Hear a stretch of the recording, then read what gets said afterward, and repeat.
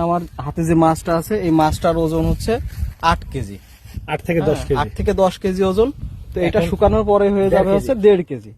1.5 KG মাছ মানে 8 KG ওজন থাকা অবস্থায় এই মাছটা কিনা প্রায় 2500 টাকা দিয়ে।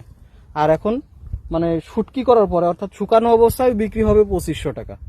তাহলে খামারিদের তো খুব একটা লাভ হচ্ছে না এখানে, আমি যা দেখছি। বাজার দরে বাজারের যে অবস্থা, মানে শুটকির দাম আরো বেশি হওয়া উচিত যা মনে হয়।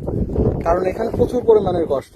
এনারা বাড়ি ঘর সব ছেড়ে এই যে এখানে বসবাস করে রৌদ্রের মধ্যে, মানে এক কথায় প্রতিকূল পরিবেশে বসবাস করতেছে। 2টা টাকার আশাই তো না। কিন্তু যে পরিমাণে শুটকি মানে আপনারা কিনে খাচ্ছেন, যে মনে করেন যে না অনেক বেশি টাকা দিয়ে কিনে খান, আসলে এর পিছনে যে শ্রম, আর এই যে 8-10 কেজি ওজনের মাছ হয়ে যাচ্ছে শুকিয়ে 1.5 কেজি, এটা আসলে খুব বেশি টাকা দিয়ে কিনে খাচ্ছেন ভাই এরকমও না।